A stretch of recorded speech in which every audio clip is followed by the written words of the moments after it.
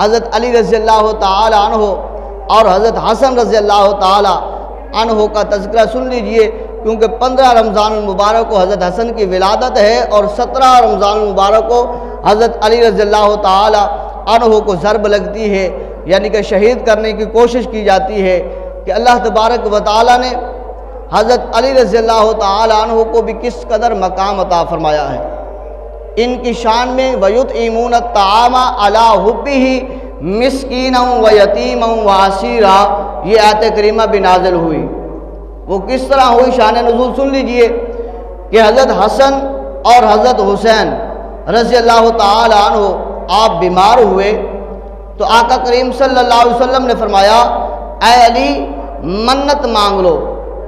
اب یہاں سے پتہ چلتا ہے کہ اگر کوئی بیمار ہو یا کوئی کام ایسا ہو جو نہ ہو رہا ہو تو اس کے لیے اگر منت مان لی جائے اچھی تو محبوب علیہ السلام کی سنت کریمہ ہے۔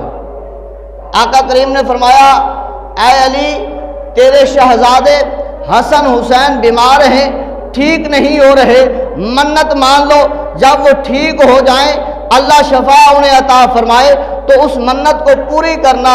حضرت علی رضی اللہ تعالی عنہ نے منت مان لی۔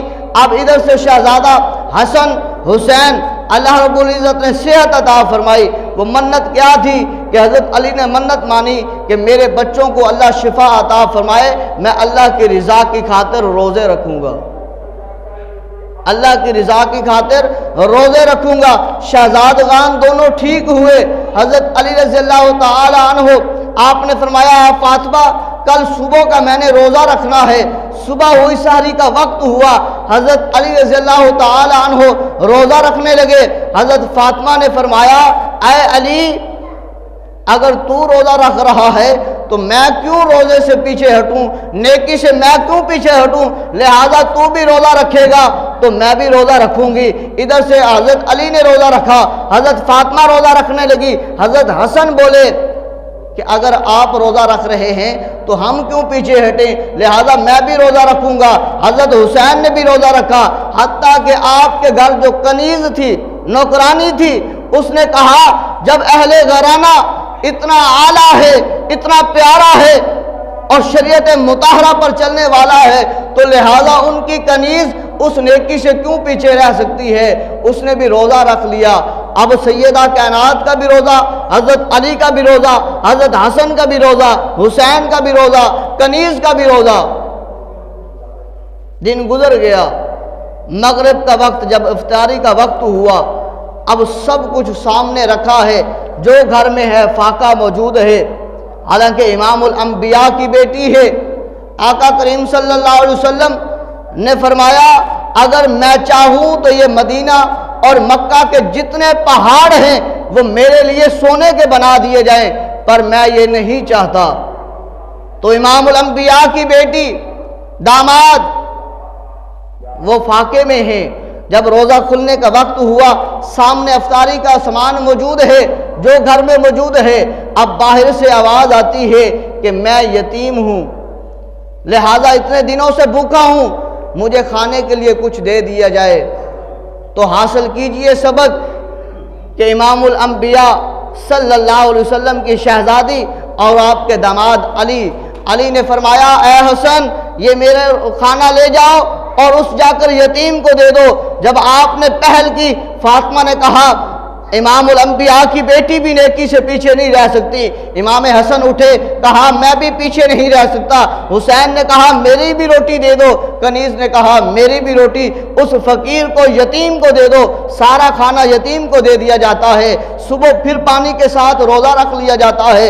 پھر دوسرے دن شام ہوتی ہے، افطاری کا وقت قریب ہوتا ہے، سامنے جو ہے وہ کھانا رکھا ہے۔ پھر ایک مسکین آ جاتا ہے کہ لوگوں میں اتنے دنوں سے بھوکا ہوں۔ در زہرا پر جب آواز پہنچتی ہے، در علی پر جب یہ آواز پکار پہنچتی ہے، فرماتے ہیں امام الانبیاء کا دروازہ وہ دروازہ ہے جہاں سے کوئی خالی نہیں جا سکتا، تو اس کی شاخ سیدہ کائنات ہے، اس کے دروازے سے کون خالی جا سکتا ہے۔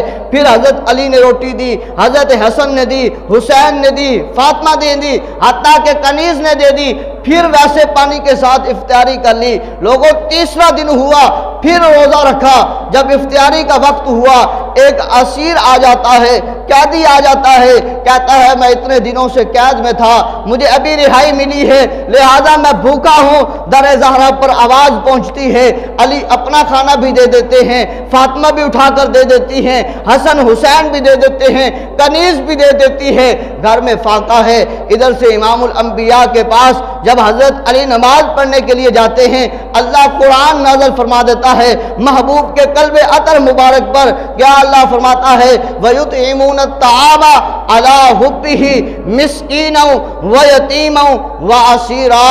اللہ فرماتا ہے جو کھانا کھلاتے ہیں میری محبت میں، جو کھانا کھلاتے ہیں میری رضا کی خاطر، جو کھانا کھلاتے ہیں میرے حکم کو پانے کے لیے، میری اطاعت گزاری کے لیے، اللہ فرماتا ہے میں ان سے محبت کرتا ہوں جو یتیموں کو کھانا کھلاتے ہیں، جو مسکینوں کو کھانا کھلاتے ہیں، اور جو اسیروں کو کھانا کھلاتے ہیں۔ یہ تینوں اعمال حضرت علی نے کیے 3 دن، اللہ رب العزت نے محبوب کے قلب عطر مبارک پر قرآن نازل فرما دیا۔